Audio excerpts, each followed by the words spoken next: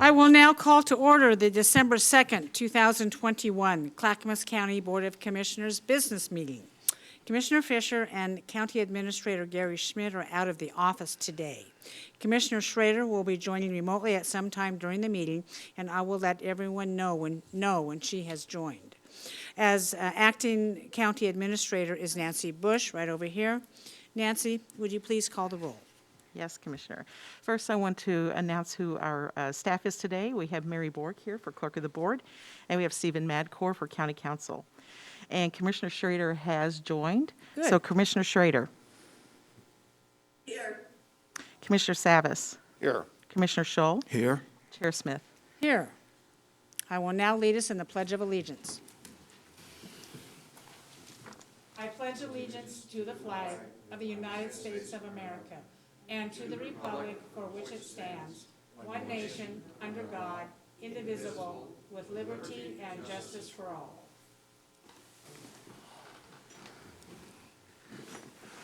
Good morning, everyone. We are holding this meeting in person and virtually.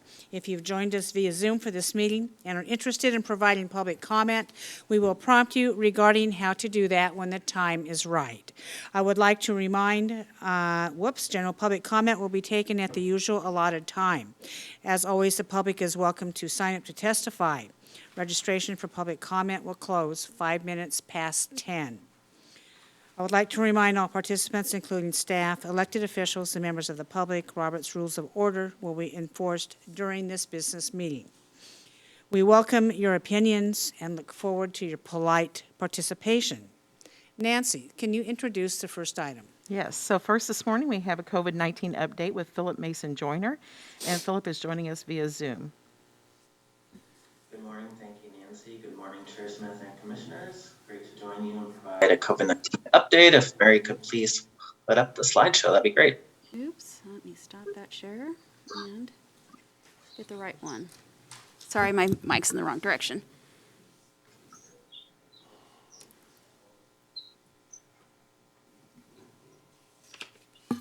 Looks great, thank you. And if you'll go to the next slide, I'll share updates on case and death data since the last briefing I provided in Clackamas County. We've had 970 cases and 33 deaths.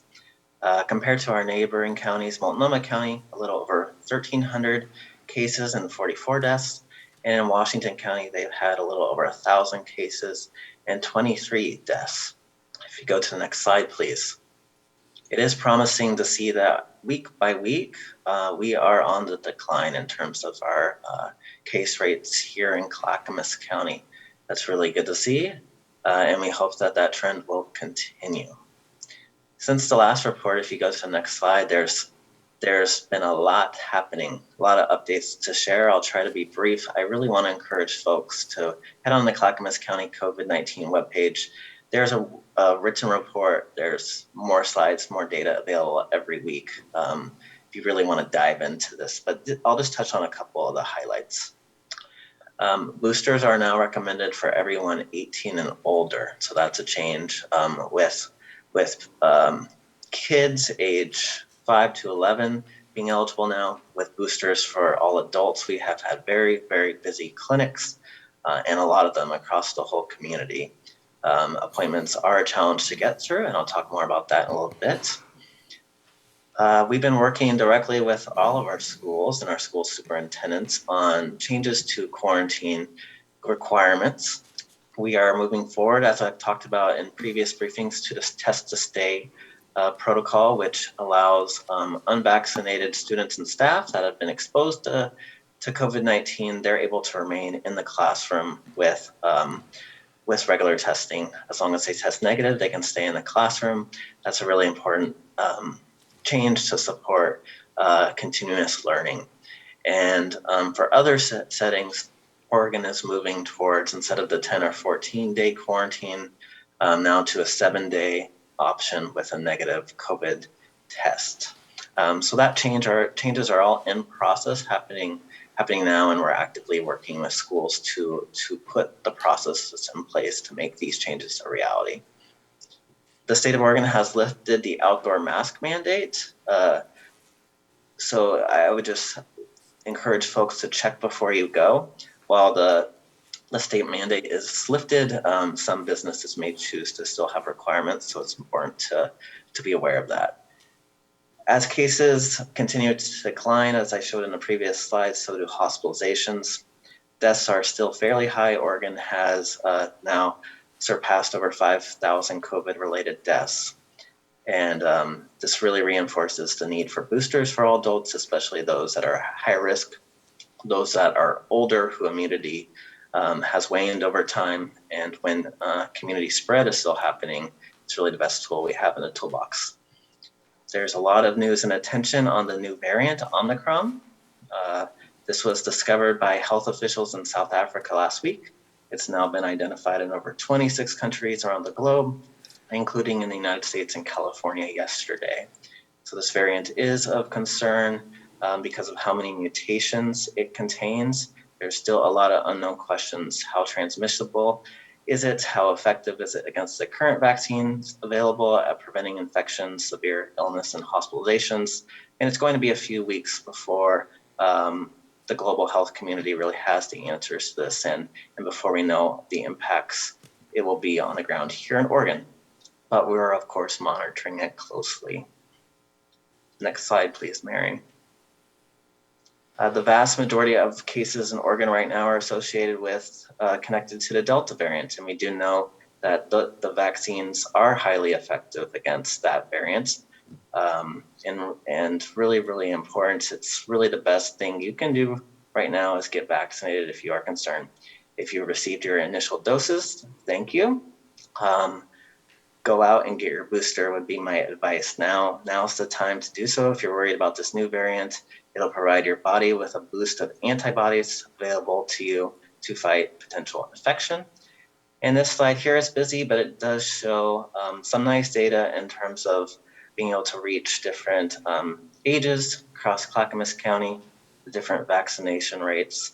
So we have this shown for, at the top, individuals that have received 1 dose, in the middle, those who have completed 2 doses, and then where it says extra dose at the bottom, that is the booster.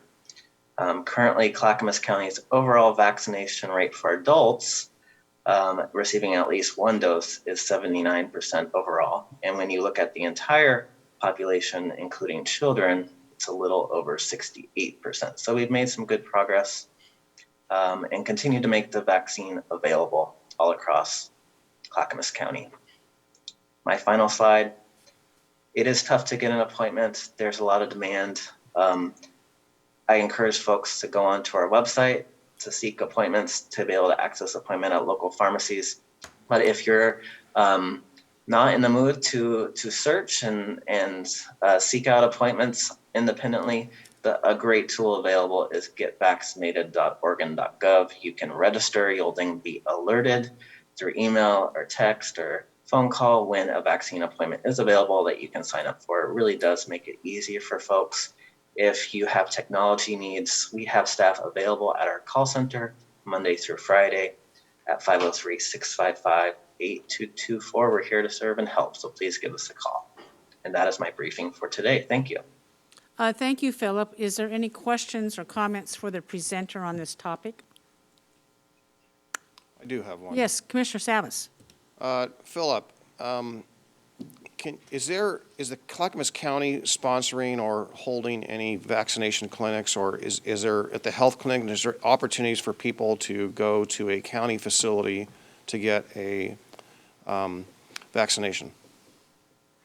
We have throughout the month of, in terms of actually at our county clinics, we have stood up sites in Decatur, in Malala, in Canby, at the Clackamas Town Center, in Oregon City, down at the Willamette Falls Community Center. At our health department clinics, those are really primarily being served by their patient population right now, although on occasion we do open up. And if and when we do open those up at the Beaver Creek or the Sunnyside Clinic that's run by Clackamas County, that information will be publicly available. They were last month, and in October, I don't know for sure that there is one available right now this week. Okay, so did I hear? I'm sorry for this if I misunderstood, but there is one at the town center? Yes, Okay, awesome. Thank it's you. in the town center mall. Okay, thank you. Thank you, Philip. Any other comments? Seeing none, thanks for the report, Philip. Thank you very much. Yes, I will now recess as the Board of County Commissioners and convene as a Housing Authority. Nancy, can you introduce the next item? Yes, thank you. So this is the Housing Authority consent agenda only, and can we make sure that Ann Leestra is in the room, please? Actually, I do not see Ann Leenstra in the room. Double checking right now. Okay. She is not in the attendees. Okay. Do you want to continue? Oh, Ann is not in the room. Do we expect her to join? I do not know. We don't know. I did not hear anything to the contrary. Well, let's just go ahead with this item then. Okay. All right, Mary, can you please read the consent agenda? Yes. Under 1A, approval of a HACC resolution number 1958, delegating an authorized representative to act on behalf of the Housing Authority of Clackamas County to finalize the Regional Affordable Housing Bond and the project-based voucher contract for the Good Shepherd Village development in Happy Valley. Funding sources for this development include Regional Affordable Housing Bond funds and Section 8 project-based vouchers. No county general funds are involved.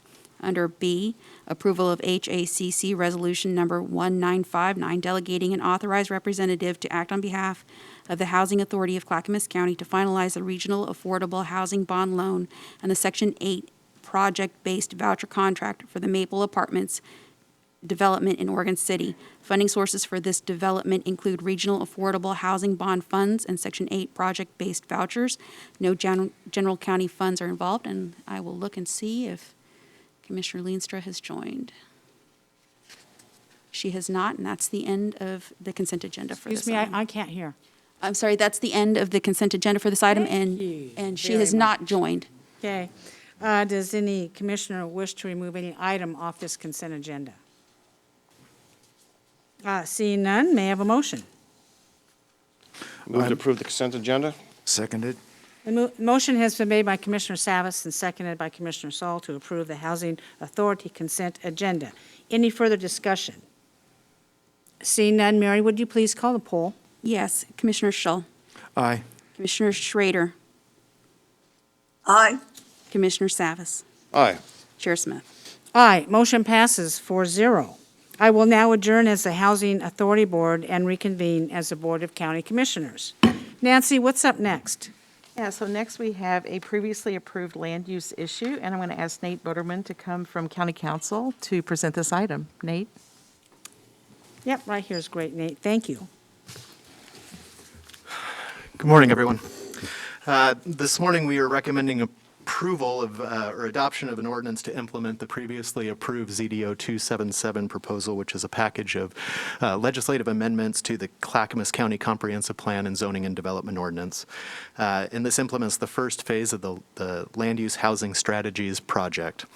The amendments in this first phase include proposals to increase density bonuses for affordable housing projects, to reduce parking requirements for certain multifamily housing developments, and to increase multifamily housing density in certain commercial districts and for certain qualifying developments.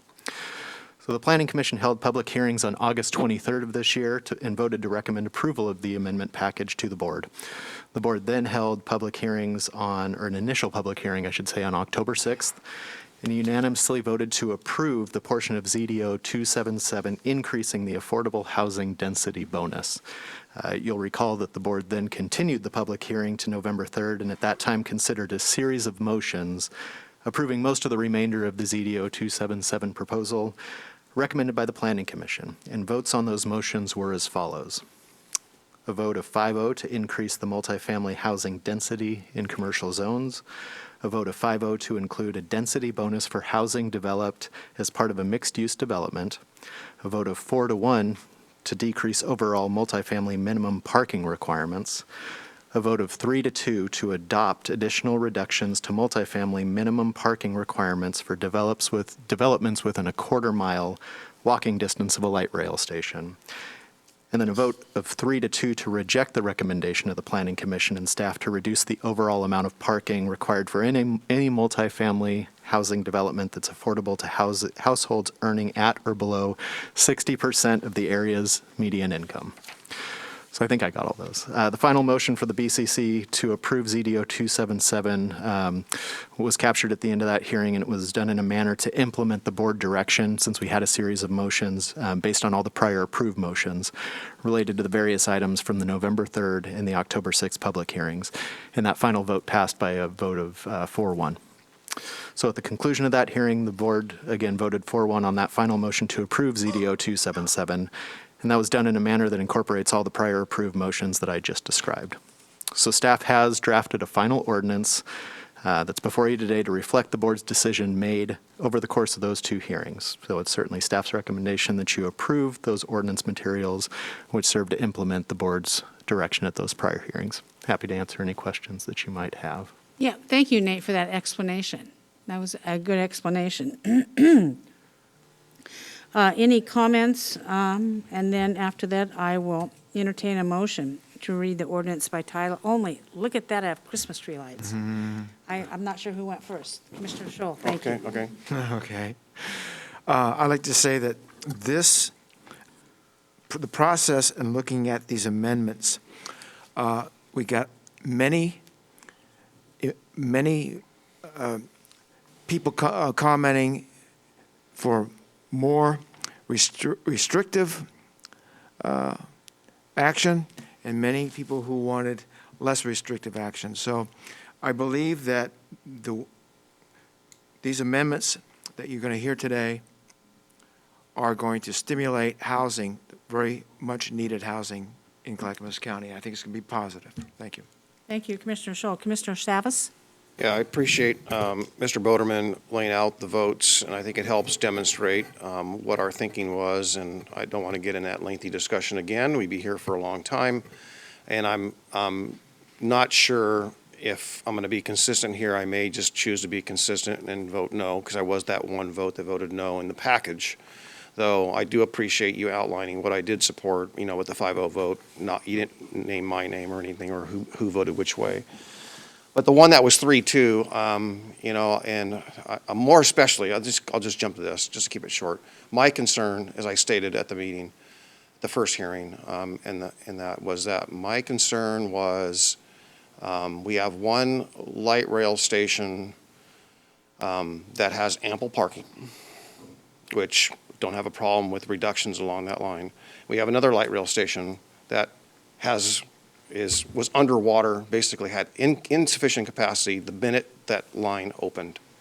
And so it just seems antithetical, for lack of a better term, I guess, that we would say, reduce it even further in that region or that area, where it's already a huge problem. And we had, and again, I stated before, we had town halls with regard to that weren't even about parking, but parking in that area came up. So I guess what I intended to somewhat get either a head nod from my colleagues or some kind of assurance is that the conversation on parking will continue. That's an ask, will we follow through with that continued conversation? And I say it because of this. Conversations after that hearing, that last hearing that I had with people in the industry, were basically grateful that we took the time and we talked through that. But they basically conveyed to me, I would say in general, that they would really like to see us go farther on some kind of a parking management plan or something in the region, because they think it would benefit all of us and it kind of takes some of those tensions away. And I think it would make those properties, an opportunity either more marketable and or getting back to the quality of life that I maintain is, I think, one of our key responsibilities. But seeing parking lot fights and wars is no pleasure, no picnic, and having people get property damage that can likely afford it, property damage their own cars because of abuse or whatnot. People can't afford that. And there's no indication, zero. I'll just go back to even last night's conversation. There's no indication there'll be any investment in transportation or transit in this area beyond the current pace that we've had over the last few decades, and it's been insufficient. So therefore, I just want to just kind of get a head nod. Does my colleagues support? Well, I can address that, Okay. Commissioner Savas. Thank you. I remember this conversation well, and I too had much angst about the parking requirements. And I believe we instructed staff at that time to go ahead with a parking management plan, which currently this county does not have. I've had Jennifer Hewitt in my office, and she's shaking her head yes, and I had Dan Johnson, the department head, in my office saying, let's tee this up, not for this year, but for early spring. I would like, and I gave them ample opportunity and warning to develop a plan for the board to consider, a parking mitigation plan. And it's quite comprehensive. And so we just can't do it like right now. We recognize that. And so it's going to be a heavy lift for the department. I think they can do it, but I think it's very, very necessary. I, too, was concerned about once some of these structures are built, where the parking is going to go. And knowing the behavior of individuals, if there's not parking here, they're going to go down a side street, a residential street, and park in front of somebody's house, where that property owner has the right to park in front of their house, but they can't because a tenant a couple blocks away is parking there, or a visitor to the tenant is parking. And I've made many statements that I did not want Clackamas County to appear like, Hawthorne Boulevard in Portland or Selwood area. When you go out to a restaurant, there's no parking in the restaurant, so you head for the residential area, right? That's very common. So somehow we're going to have to mitigate this, and I have made that promise, and maybe I haven't stated it publicly, but we will be bringing that policy session forward once staff can get their ideas formulated, present options to us. They're going to take a look at what other jurisdictions do with this type of situation. So that's my comments on it. Do any of my other commissioners have any comments on it? Yep. Commissioner Savas? Well, thank you. I just want to add the other thing that I spoke about briefly, and I spoke to one of my colleagues, Commissioner Schrader, about this, and that is the issue is what we are doing in this is essentially really is more of a responsibility of the cities to do under the state planning goals, specifically Goal 10. And it seems to me that for us to move forward with something like that, it seems to be incumbent upon the cities to take similar steps. And if they don't take any steps, and I think we need to make some efforts to reach out to them. I don't know what table that would be, whether that's Clackamas County Coordinating Committee, C4, or whatnot, but I think that it seems to me that it's backwards. They have got a responsibility to step up in kind, and if they don't, then we're going to have a more difficult conversation as we roll into the spring and we roll into the implementation by the state law of HB 2001. I think it's going to get far more sticky. And I just expect that there'll be a lot of people that don't know what the results are of HB 2001, and I think that's going to be an unpleasant surprise for a lot of people. Well, and yeah, it could be, and it's something that we will mitigate it as time goes on. The overall elements in this particular comprehensive zoning plan, I think, is very good and very needed. The population in Clackamas County is growing because people are moving to Clackamas County, and we need to be able to accommodate that. And units like what addresses in this zoning will alleviate pressure of housing in other areas.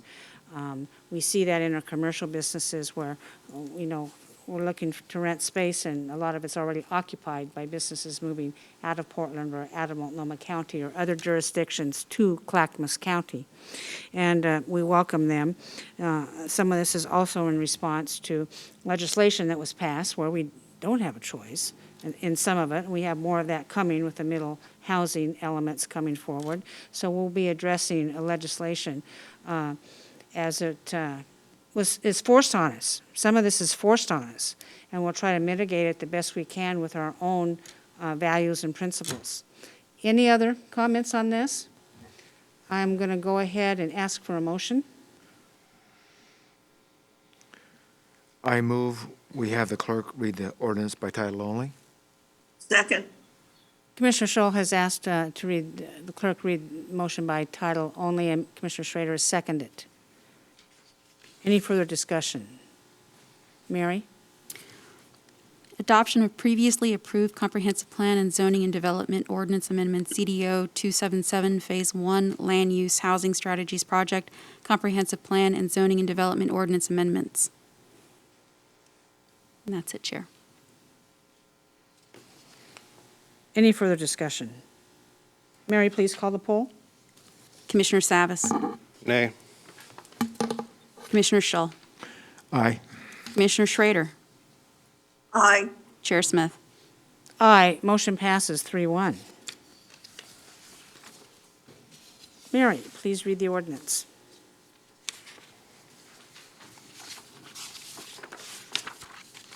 Just a moment, Chair. I don't have a copy of the ordinance. Just read it by title. Just yeah, by just- total only. Title only. Yeah. Yes. we just did that. That, my script doesn't say that, sorry. Can I have a motion to approve? We just voted on that. I think we just, You just voted on we it. just I think voted there's to a approve. sequencing mistake. Yeah, here. we should have had two votes, one to read by title Oh. only and then one to approve. Okay, thank you. That's fine. And she needs to read that again. Okay. But, yeah.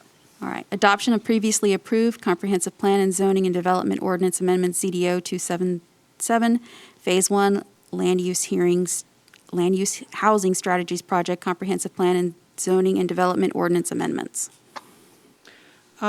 Nate, my script says amending chapters 5 and 6 of the, I didn't. is that supposed to be in there? It would be, I'm going to see, should I read what I have here? This ordinance, number ZDO-277, an ordinance amending chapters 5 and 6 of the Clackamas County Comprehensive Plan and amending sections 510, 1012, and 1015 of the Clackamas County Zoning and Development Ordinance. Okay, that's very well. correct. I will read that. correct. This That's is- okay, I just read it. Okay, thank you. Yeah, don't worry about it. May I have a motion? I move to approve the ordinance. Second. Commissioner Schull has moved to approve the zoning ordinance, and Commissioner Schrader has seconded that. Any further discussion? Hearing none. Mary, please call the poll. Commissioner Schull. Aye. Commissioner Savas. Nay. Commissioner Schrader. Aye. Motion passes Chair 3-1. Smith, did you vote? Oh, yeah, let's go. Commissioner Smith needs to vote. I said Oh, aye. sorry. Okay. Yeah, 3-1, thank you. Motion passes 3-1, sorry. Yep. Thank you very much. Thank you. Nancy, what's up next? All right, now we have the consent agenda. And Mary, can you please read the consent agenda for us? Yes, let me share that with everyone.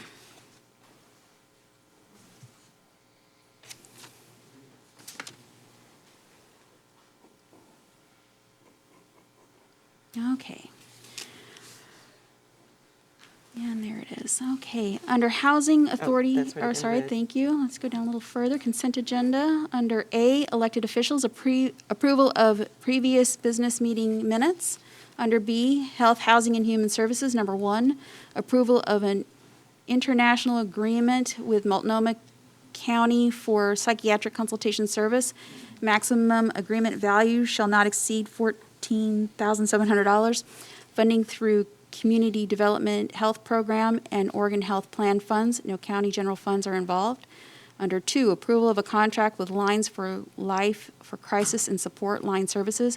Maximum contract value of $385,967 provided through the State of Oregon, Oregon Health Plan funds. No county general funds are involved. Under 3, approval of a local subrecipient grant agreement for Todos Juntos to provide family resource coordinators in Clackamas County. Agreement is $149,119 funded through Oregon Early Learning Division and Clackamas County General Funds. Under 4, approval of an intergovernmental agreement with the City of Gladstone grant funds of $90,000 through Community Development Block Grant. No county general funds are involved. Under 5, approval of a revenue grant agreement from the Oregon Department of Education Youth Development Division to fund PreventNet community school sites in rural Clackamas County. Grant agreement has a value of $200,000. No county general funds are involved. Under number 6, approval to apply to the fiscal year 2022 Health Center Program Budget Period Progress Report. competing continuation with Health Resources and Services Administration for Health Center Program awardees. Award amount will be up to $2,521,317. Funding is through HRSA. No county general funds are involved. Under juvenile, number 1, approval of amendment number 1 to the intergovernmental agreement number 167781 with Oregon Health Authority for behavioral rehabilitation services reimbursements. Maximum contract value is $44,935, funded through the Oregon Health Authority. No county general funds are involved. Under number 2, approval of an intergovernmental agreement 14719 with the state of Oregon acting by and through its Oregon Youth Authority to provide funding for individualized services. Maximum contract value is $76,163, funded through the state of Oregon. No county general funds are involved. Under D, disaster management, number 1, approval of amendment number 3 to the personal services agreement with Advantage Nurse Staffing of Oregon, Inc. to provide on-call temporary medical staffing services to respond to the COVID-19 pandemic. The amendment would increase the contract by $5,100,000, bringing the maximum value to $7,100,000. Reimbursement for these expenses are covered by public health, ARPA, and FEMA funds. Under number 2, approval to apply for FEMA Flood Mitigation Assistance Program funds to acquire and demolish a severe repetitive loss residential property. Project cost is estimated at $543,391. General funds will initially be used with 100% reimbursement submitted monthly. Under E, Human Resources, number 1, approval of amendment number 6 to the Administrative Services Agreement with Providence Health Plan for the county's self-funded medical benefits. Total estimated cost for the 2021 plan year is $25,103,497.44, funded through department employee and retiree contributions. Under F, assessment and taxation, number 1, approval of amendment number 3 with Pictometry International Corporation for oblique and orthogonal aerial imagery to support integration of geographical information systems data into the computer mass appraisal system. This amendment adds $1,327,729 for a total contract value of $2,070,497.50, funded through budgeted county general funds. Under G, County Administration, number 1, approval of a funding agreement between Clackamas County and Clackamas County Historical Society, Museum of the Oregon Territory. Total cost is $100,000, funded through county general funds. H, Community Corrections, number 1, approval of an intergovernmental agreement between Clackamas County Community Corrections and Portland State University for the development of an assessment report that summarizes key priorities for an equity plan. Total cost is $18,000, funded through the state of Oregon's Criminal Justice Commission. No county general funds are involved. Under I, Public and Government Affairs, number 1, a board order terminating the cable television franchise agreements for the use of the county's rights of way with Reliance Connects, Cascade Access LLC, Direct Link, Canby Telecom, Colton Telephone Company, Clear Creek Communications, Clear Creek Mutual Telephone Company, and Government Camp Cable, Inc. This will result in a total loss revenue of $43,472. No county general funds are involved. And that is the end of the consent agenda list, Chair. Thank you, Mary. Does any commissioner wish to remove anything off the consent agenda? Don't we have water and environment? That's Did I miss on a that? separate, that's on a separate one, Martha, thank you. We put on a different hat, yes. Yeah, okay. On this particular consent agenda, any comments? I'll entertain a motion. I move approval of the consent agenda. Seconded. Commissioner Schrader has moved for approval of this consent agenda. Commissioner Scholl has seconded the motion. Any further discussion? Seeing none. Mary, please call the poll. Commissioner Savas, Aye. Commissioner Schull, Aye. Commissioner Schrader, Aye. Chair Smith. Aye, motion passes 4-0. I will now recess as the Board of County Commissioners and convene as a Water Environment Service for the next agenda item. Mary, would you please read it? Yes, Chair. Let me switch pages here. Approval of an agreement between Water Environment Services and Portland General Electric for the first supplement to the agreement for primary voltage alternate electric services under Schedule 83. Total cost is $77,280, funded through WES Capital Improvement Funds. No county general funds are involved, and that's it for the Water Environment Services consent agenda. Thank you, Mary. Does any commissioner wish to remove any item off of this consent agenda? I'll entertain a motion. I move approval of the West consent agenda. Seconded. Commissioner Schrader has moved for approval of the West consent agenda. Commissioner Scholl has seconded. Any other discussion on this? Seeing none, Mary, would you please call the poll? Yes. Commissioner Schull, Aye. Commissioner Schrader, Aye. Commissioner Savas, Aye. Chair Smith. Aye, motion passes 4-0. I will now adjourn as the Water Environment Services and reconvene as the Board of County Commissioners. Up next is public communication. This portion of the agenda shall be limited to items of county business which are properly the object of board consideration and should be nonpartisan in nature, as the BCC is a nonpartisan governing body under Oregon Revised Statutes and County Code. Testimony is limited to 3 minutes. Comments shall be respectful and courteous to all. As a reminder, you can email submissions for public comment at bcc@clackamas.us, and these will be accepted as part of the public record. However, we will not be reading them at this time due to time constraints. I will now open the meeting for public testimony. I will take the blue cards, people in public testimony and who have showed up, and the first person is on the list is Les Poole. Please come forward, state your name, area of residence, and you have 3 minutes. Thank you, Chair. Good morning. Les Poole. I appreciate the town hall last night on tolling. I have quite a background in transportation. Folks come up here and sometimes spend a half an hour giving their qualifications. I usually don't do that, but given what's going on, and frankly, given that I'm being encouraged to run for the commission, I think it's important that folks understand why I'm so deeply involved in the transportation and planning issues. And certainly, Commissioner Savas has worked relentlessly on those issues and has been a good ally. He's worked so hard on them that some folks at Metro wish he wasn't on the committee representing us. So that's a compliment to you, Paul. In the newspaper, it says activists call for public input on incoming tolls. What that really should say is that your neighbors and suddenly awakened citizens and residents would like a vote on tolling.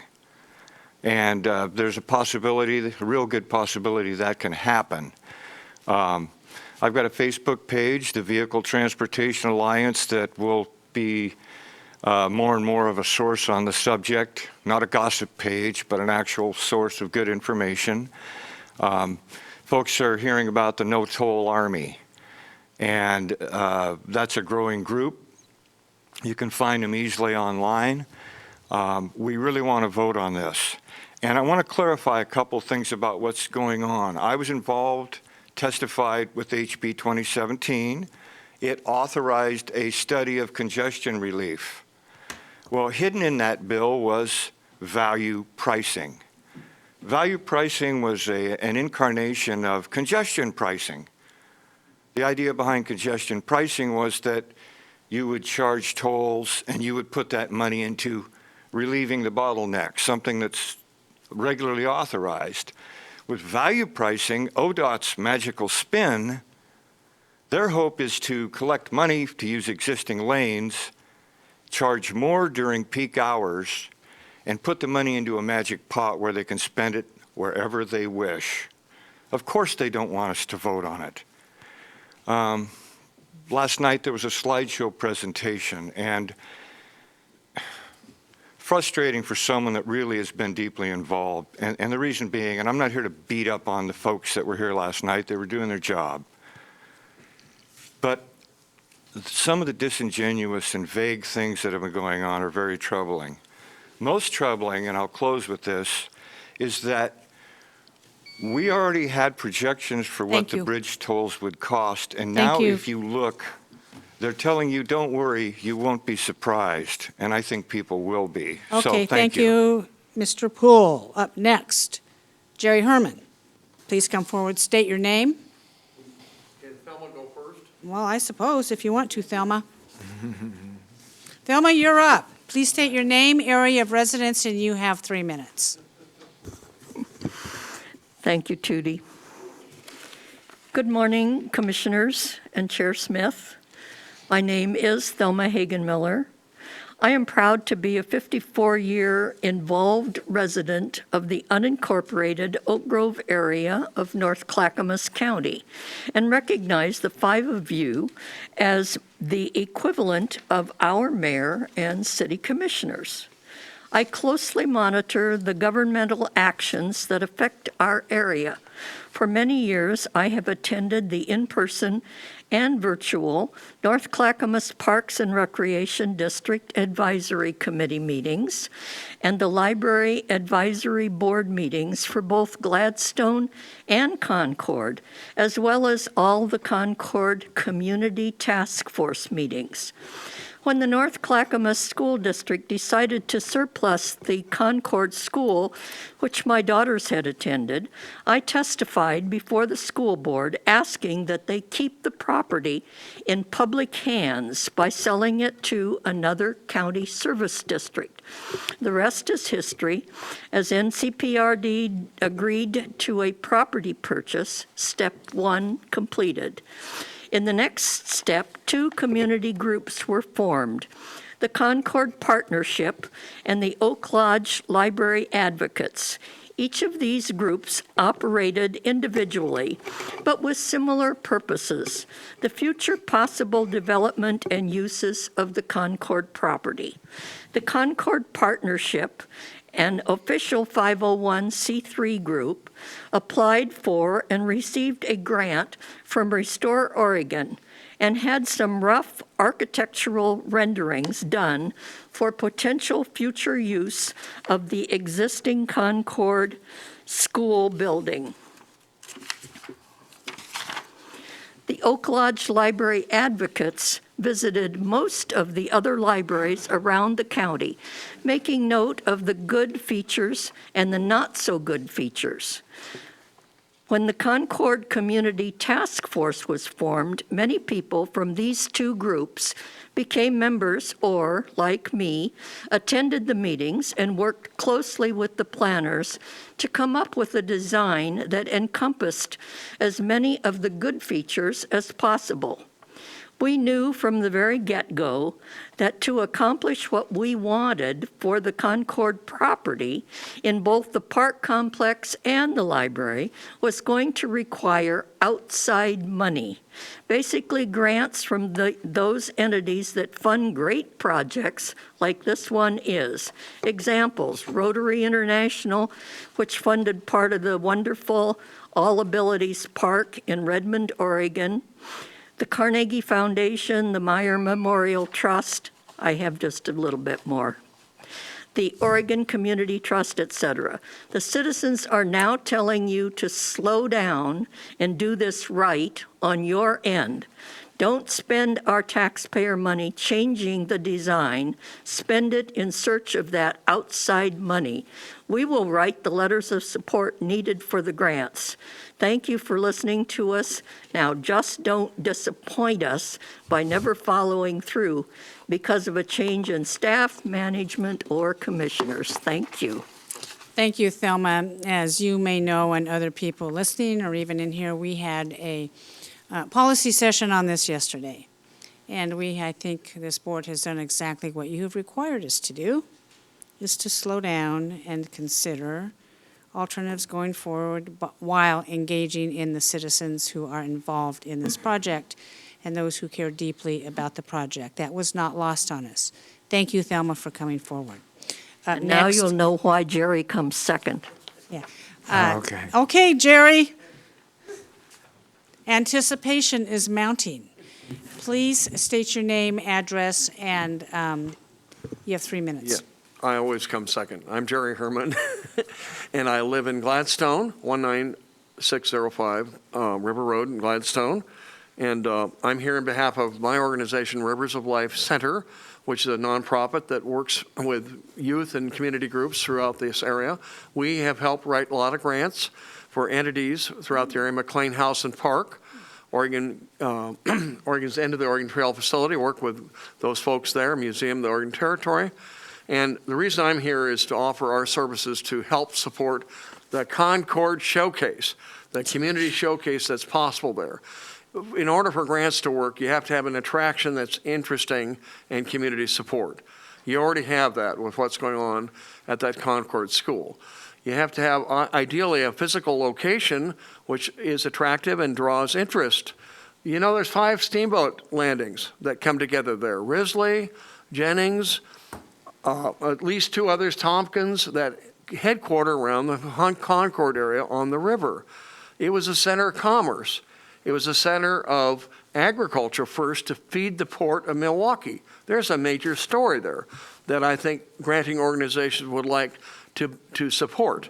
And not only could it be a library, it can be a real cultural center for this part of unincorporated Clackamas County that people think doesn't have a center. It has a center. It was the feedstock for the settlement of Oregon for the first port on the West Coast other than San Francisco. That was the port of Milwaukee. Those stories can come together. Granting organizations, they want 3 things. They want to know, 1, do you have community support? You have community support. 2, do you have an interesting story to tell or something to build a story around? I believe that exists at the Concord location. And lastly, can you attract interest? Murdoch Charitable Trust, Nike with sports components that were designed into that whole thing. Kinsman Foundation's right there behind that school area. These are just a few examples. I'm willing to offer our help because I love doing this. It's a challenge to me. I love grantsmanship because you got to make an effort, you got to meet the criteria, and then if it happens and you win, which means it's successful, then everyone benefits. So I'm here to offer our help, Rivers of Life Center, with your Concord project. All right? Jerry, this is just a wonderful offer. If you could reach out to, or we will have BCS and the NCPR Park District, Michael Bork is the head of that, to sit down with you and maybe go through some of the items that you have listed here today. I think it's a nice look. And I read your testimony you presented to us, and as well as Thelma's. And I love the perspective. You know, I'm a history nut from way back. You folks don't know that. And this has history, this has geography, this has culture. And if we can possibly find some other dollars to help us along this way, I know that this board is more than willing, but we need to go through our agency, the Park District, to help do this. So if you could contact Michael Bork. And Absolutely. And then Nancy Bush here will make sure that we make the loop around. I have your number and email here on the card. All right. Thank you so much. Thank you, Jerry, for coming forward. Okay, we have, let me go through my papers because you guys gave me papers here. The last blue card I have for is Mark Elliott. Would you please come forward? State your name and area of residence, and you have 3 minutes. Is it permissible for me to speak without a? Yeah, I think speaking is allowed. I'm not going to, nobody's around you, so I think you're going to be okay. Thank you very much. It's hard for me to see. It is very hard to speak with. Glasses, you know, gosh. Yes, yeah. okay, go So thank ahead. you. So my name, good morning, council members. My name is Mark Elliott, and I'm a member of the Concord School Task Force, member of the County Parks Advisory Board, and board member of the Oak Grove Community Council. During our monthly OGCC meeting held last night, council members approved me to speak on their behalf with the following message. Thank you. The Oak Grove Community Council offers the following statements and recommendations to the Clackamas County Board of Commissioners regarding the completion of the Oak Lodge Library and Concord School Community Center and Park. OGCC concurs with BCC motion of December 1st, 2021 to delay the project and work with library and community center stakeholders to identify all available options that align community priorities, design, and funding. However, before further community engagement continues, we request the board consider the following conditions. Go. 1, recognizing that recent developments on this project have caused some to believe a breach in public trust, we request the county leadership commit to a comprehensive and transparent community engagement process that culminates in a legally binding commitment to the completion of a new community library, park, and community center at the Concord School property. We request agreements such as the Gladstone Intergovernmental Age Agreement of 2018 should be fully honored. Recent statements by NCPRD leadership on the financial status of the district and their ability to complete this project are at odds with statements made by previous leaders. We request that the district provide an account of what happened and why, and provide an accurate assessment of their current financial status.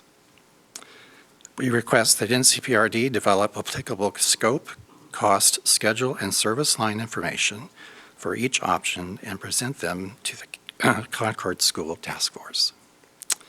We request that the county pursue all potential grant and bond opportunities to fully fund the approved master plan before you adopt a reduced project scope. Finally, we request that the county provide routine project updates to the community and engage with project stakeholders through the successful completion of the new community facility. This is unanimously approved by eligible voters of the Oak Grove Community Council December 1st, 2021. Thank you, Mark, for bringing that forward. I'm going to request that you do the same as I've asked Jerry Herman to do. And Nancy Bush, we have your information here on this card. We will have Michael Bork of NCPR Parks District Director and Sarah Ekman reach out to you and your organization. And part of this they've already agreed to do, if you listened yesterday, to the intent. The intent is certainly there to move forward on this project. We have heard you loud and clear to slow down, to do it right. And I'm going to say again for the record for everybody to hear, escalating costs have caused us great angst. And this commission does not have a blank checkbook to pay for all of the escalating costs of all of our construction projects that wish to be built in this county. We have a great need for this and other projects as well. I think we will do our due diligence in pursuing grants, pursuing other items of funding, other areas of funding to move forward. And I really want to thank your organization for paying attention, for being advocates of something that's important. I want to thank you for coming here today. Thank you. You bet. That's all the blue cards I have right now. Mary, do we have people in the queue? Yes, we have 5 people signed up, Chair. First, we're going to start with Elizabeth Goebel.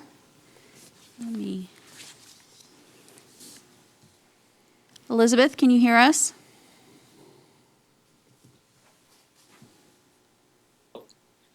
Yes. Okay, if you could please state your name and area of residence, and you have 3 minutes.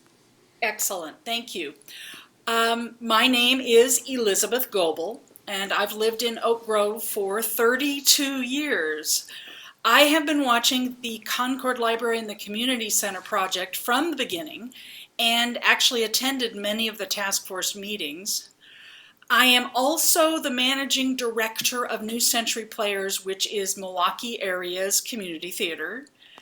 As a local theater producer, I'm very interested in the performance possibilities in this planned community center, but I'm here as a resident.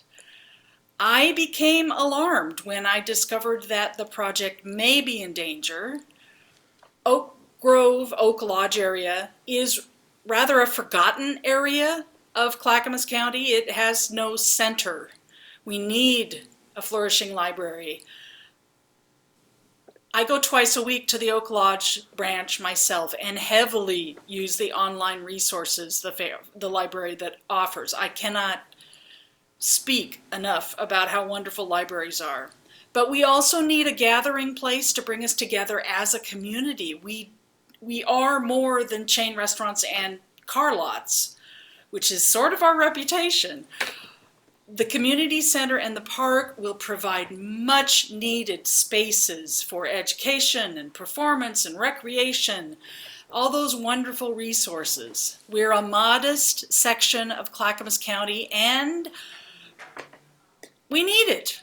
I attended yesterday's meeting and was reassured by the board's vote to slow the process of the project and give everyone a chance to seek more funding, because I don't want this project or the work of the task force to be lost because of money.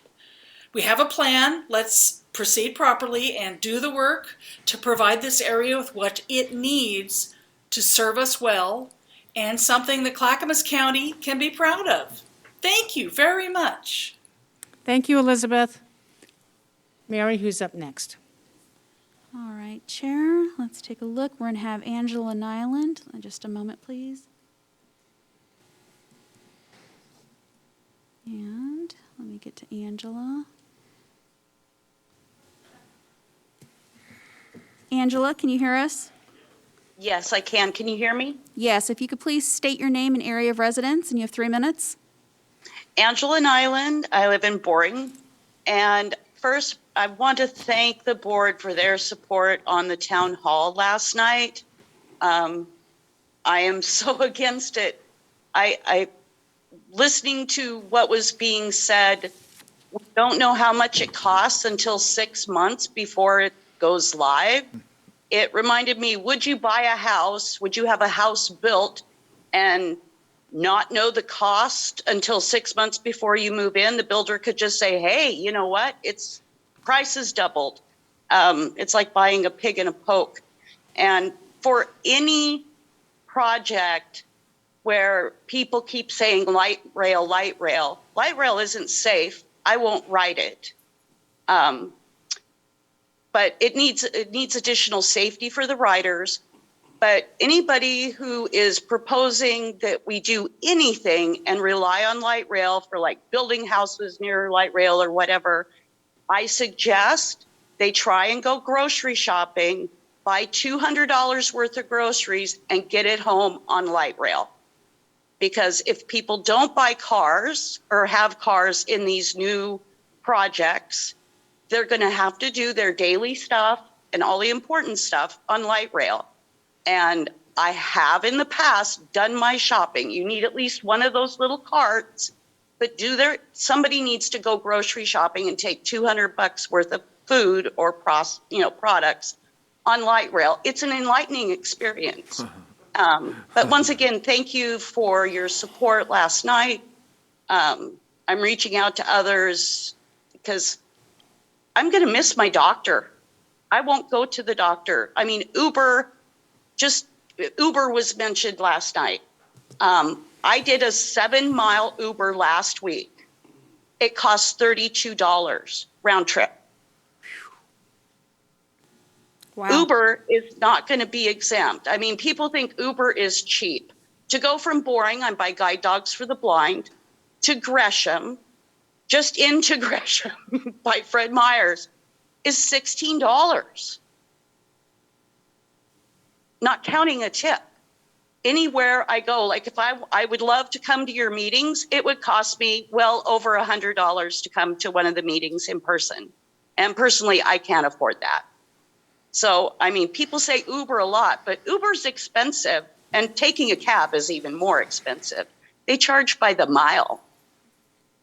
So, I encourage, like I said, anybody who's saying people can depend on light rail, A, it's not safe, and B, take $200 worth of groceries on light rail. It's an enlightening experience.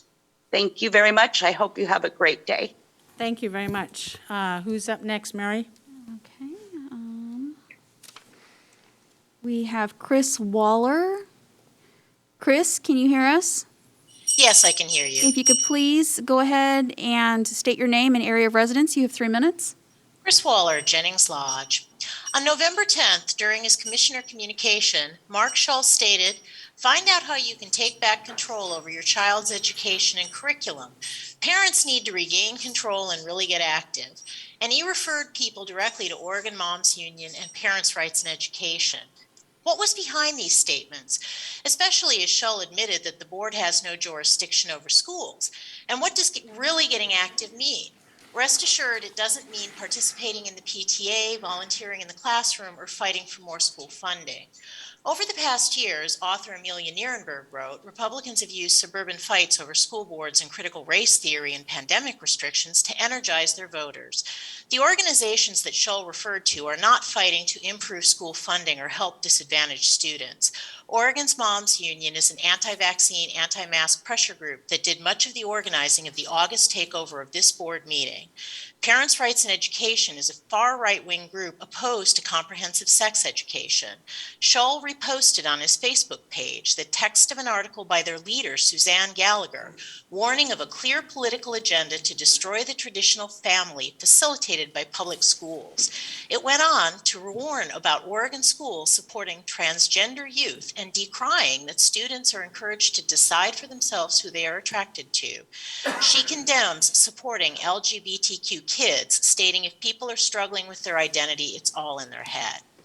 As has been widely reported, right-wing activists have been using dog whistles like critical race theory to whip up fury among parents over non-existent threats. This is a cynical ploy to enlarge their base, not to actually help kids or schools, and they admit it. As Steve Bannon said, Republicans are leveraging fears about critical race theory because it could help them win elections. We don't have to look too far to see the harm this is causing. In Corvallis, a school board member received death threats and had campaign signs on his lawn shot. A Portland Public Schools board meeting was suspended after Proud Boys and other protesters disrupted the meeting. Local school board meetings have had to be moved online due to threatening behavior. None of this is helping our kids learn or improving education. Shull's actions are blatant politicking and should be called out as such. I close with a quote from a political pamphlet designed to influence voters. Finally came the moral breakdown that has been going on for 2 decades. One by one, all our traditional moral standards went by the boards or were so disregarded that they ceased to be binding. Finally, even our right to teach our own children in our own schools fundamental facts and truths were torn away from us. This was not spoken by a current Republican operative, but by Hiram Evans, founder of the Ku Klux Klan. Thank you. Mary, who's up next? Yes, Chair, we have Ron Campbell. Let me bring Ron on board. Ron who? Ron Campbell. Thank you. Ron, can you hear us? Please unmute yourself. Yes, I can hear you. Can you hear me? Yes, if you could please state your name and area of residence. You have 3 minutes. Yes, I am Ron Campbell. I live at 16232 Southeast My Way Court in Oak Grove. Good morning, Chair Smith and members of the Commission. I am here to speak briefly about the Concord project and the problem concerning project funding. I am a member of the task force. I'm also an experienced long-range planner. And my comments are submitted as a supplement to my letter for the record dated November 24th, and after hearing the Commission discuss the project in yesterday's policy session. There's a saying in the planning profession, if you want to go fast, you need to go slow. So first, I want to thank the Commission for your decision to extend the planning process, and thanks also to staff for their recommendation to do so. We're all now faced with a very unfortunate and troubling set of circumstances. Some of you have expressed how shocked you were in seeing the estimated cost of this project. Please know that we, the task force, were also shocked by hearing that funds we were repeatedly told would be available are not available. But I am firmly against letting quick and reactive assumptions guide what we do to solve the funding problem at the expense of some very important public benefits offered by the chosen plan alternative. I personally believe that a solution can be found that aligns with the chosen plan alternative option 2, which was determined to be clearly the best option for meeting the original intent of this project, That being to provide needed community facilities combined in a way that saves money in the long term while addressing a long-standing shortage of related services.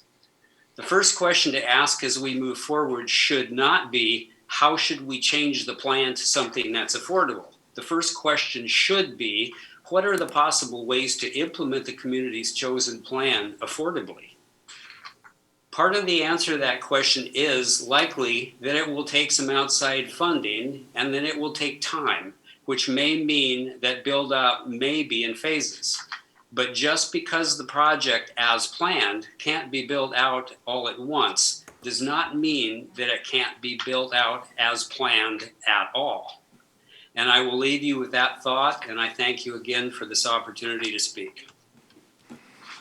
I believe at this point we are going to adjourn this meeting, and I suggest everybody evacuate this room right now. Why is that?